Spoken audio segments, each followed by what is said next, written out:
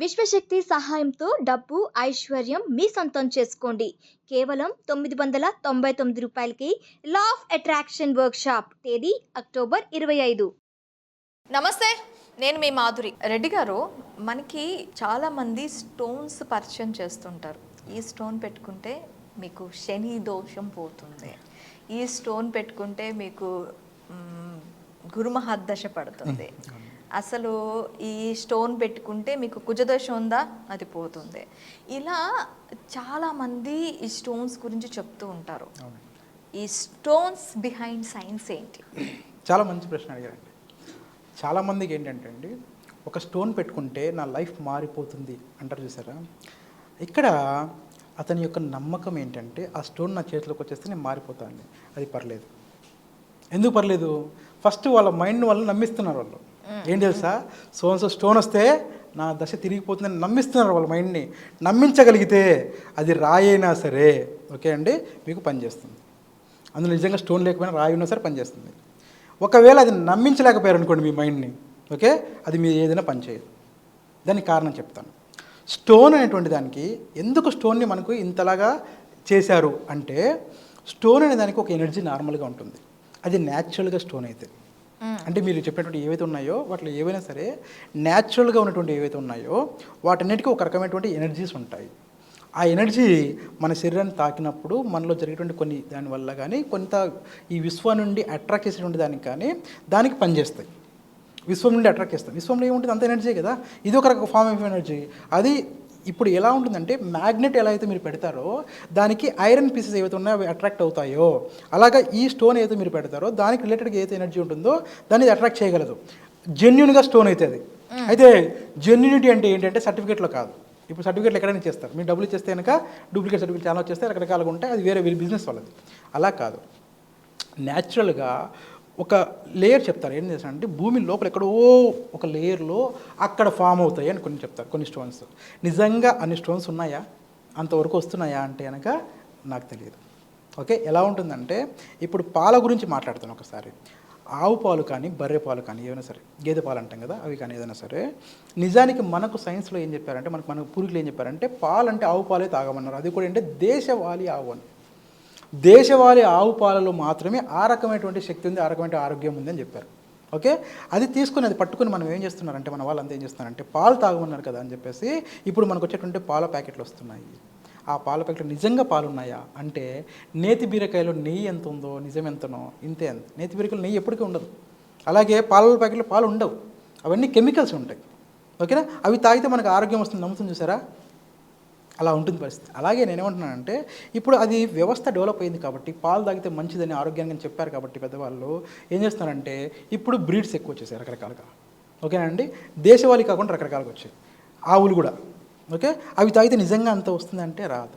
దానికి ఎలా ఉంది సైన్స్ ఏంటంటే, ఆవు ఎప్పుడైనా సరే ఒక గడ్డి తీసుకొని రకరకాల మొక్కల్ని అవి తినాలి. ఆ మొక్కల్లో ఔషధ గుణాలు ఉంటాయి. ఆ గుణాలు అది తీసుకొని అది ఏం చేస్తుందంటే, దాంట్లో ఉన్న దాంట్లో కొంత దాన్ని మన పాల రూపంలో మనకిస్తే అది మనం తాగితే మనకు ఔషధంలో పనిచేసి మనకు చేస్తుంది. ఒక కథ చెప్తారు ఏంటంటే, ఆవు అంట ఓనర్ దగ్గర, అది యజమాని ఉంటారు కదా, యజమాని దగ్గరికి వచ్చేసి నాకుతుందంట, మనం చేయగానే అది నాకుతుందంట. చూసిన తర్వాత ఇందులో ఉన్నటువంటి అనారోగ్యం ఏదో దానికి తెలుస్తుంది అంటారు. అది నిజమో కాదు నాకు తెలియదు కానీ అంటారు. చేసి ఏం చేస్తుందంటే, దానికి సంబంధించినటువంటి గడ్డి మేసి వచ్చి దానికి తాగితే తాగితే తీరుతుంది అంటారు. ఒక కథ. ఓకేనండి, అంటే అది కథనే అనుకోండి, నిజం అనుకోండి పక్కన. కానీ సైన్స్ ఏంటంటే, నిజంగా ఇది ఎన్ని చేస్తుందో అంత కాన్షియస్ ఉందో నాకు తెలియదు, నేను చూడలేదు. కానీ ఆ పాలు ఎలా వస్తాయి అంటే కనుక, అది తిన్నటువంటి గడ్డి ద్వారా ఓకేనా వస్తుంది. ఆ గడ్డి అంటే మొక్కల్లో శక్తి ఉంటుంది.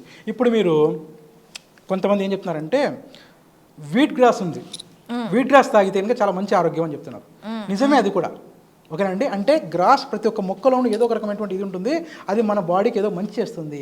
అలాగే ఆవు పాలు మంచివి, అంతేకాని ప్రతిదీ మంచిది కాదు. ఓకే, ప్రతి ప్యాకెట్ పాలు ఇంకోటి ఉన్న రకరకాల మంచివి కాదు. అలాగే స్టోన్స్ కూడా ఏంటంటే, స్టోన్ మంచిదే ఎప్పుడు ఆ స్టోన్కి నిజమైనటువంటి ఆ అట్రాక్ట్ చేసే శక్తి ఉన్నప్పుడు. ఓకేనండి, డిమాండ్ ఎక్కువ అయిపోతే ఏమవుతుందంటే, సప్లైలో మంది ఎక్కువైతే మజ్జిగ పలచన అవుతుంది. ఆ మజ్జిగ పలచన ఏమైపోతుందంటే, ఒరిజినల్ స్టోన్స్ ఎప్పుడో మాయమైపోయాయి. అవి ఎప్పుడు రాజుల కాలంలో అయిపోయినాయి. మనకు ఆ స్టోన్స్ దొరికే అదృష్టం లేదు మనకి ఎలాగో. ఓకేనండి, మరి ఏమొస్తుంది అంటే, ఇక్కడ సైకలాజికల్గా ఏంటంటే, ఒక డాక్టర్ దగ్గరికి వెళ్ళినప్పుడు ఏ రోగం లేకపోయినా సరే ఒక పేషెంట్ ఏంటంటే పాతకాలంలో విలేజ్లో ఏంటంటే, సార్ నాకు ఒక సూది మంది ఏంటి సార్, నాకు తగ్గడం లేదు సార్ ఏం చేసినా అంటే ఆయన సూది వేస్తాడు, ఇంజక్షన్ వేస్తాడు. ఆ ఇంజక్షన్ నిజంగా ఏ మెడిసిన్ ఉండదు, ఓకేనండి. అవి ఒక నార్మల్ ఇది ఉంటుంది, ఒక మామూలు సెలైన్ లాగా ఎక్కిస్తారు చూసినావా, అది వేస్తారు. నాకు డాక్టర్ చెప్పాడు, ఒక ఆయన నా ఫ్రెండ్ ఒక ఆయన డాక్టర్ చెప్పాడు. ఆయన ఏమన్నాడంటే, ఇలాంటి వాళ్ళు వస్తే వాళ్ళకి ఏం ఇంజక్షన్ ఇస్తే ఏం లేదు, వాళ్ళకి రోగం ఏం లేదు, సైకలాజికల్గా వాళ్ళకి ప్రాబ్లం అంటే వాళ్ళు కొంచెం సుస్తుగా ఉంటారు, ఏదో సంథింగ్ అంటే కొంచెం అనీజీగా ఉన్నట్టున్నారు. వాళ్ళకి ఒక ఇంజక్షన్ లాగా వేసేస్తే తగ్గిపోతుంది పోయా, రేపు ఉదయం కలంటే రేపు ఉదయం తగ్గిపోతుంది వాడికి. వాళ్ళు వేసింది మెడిసిన్ కాదండి, కానీ ఏంటంటే నువ్వు నమ్మావు, ఏం చేస్తా నాకు ఇంజక్షన్ వేస్తే నాకు బాగా ఏదైనా నమ్మావు, అదే డాక్టర్ చేశాడు, నీకు వచ్చేసింది. అలాగే నేను స్టోన్ పెట్టుకుంటే బాగుపడతాను నువ్వు నమ్మావు, అదే షాప్ వాడు నీకు ఇచ్చాడు, ఓకేనా, ఎవరైనా సరే నీకు ఇచ్చారు, నువ్వు పెట్టుకున్నావు, నువ్వు నమ్మావు, నువ్వు బాగుపడ్డావు, నాకు హ్యాపీ, నీకు హ్యాపీ, నాకు కూడా హ్యాపీనే, దానివల్ల నాకు ఎలాంటి ఇష్యూ లేదు. అలా కాకుండా ఇది స్టోన్ పెట్టుకుంటే మాకు బాగవుతుంది, లక్షలు కోట్లు అనేసి ఆస్తులు అమ్మేసి అని చేసి ఓకేనా రోడ్డు పడకండి, అట్లా చేయకండి. ఏదో చిన్న స్టోన్ ఏదో పెట్టుకుంటే డబ్బులు వస్తుంది, ఏదో చేసుకుంటే పెట్టుకోండి, ఇది కూడా ఒక నమ్మకమే. భగవంతుడు కూడా నమ్మకమే అండి, మీరు నమ్మితే భగవంతుడు బాగు చేస్తుంటే బాగుపడుతుంది.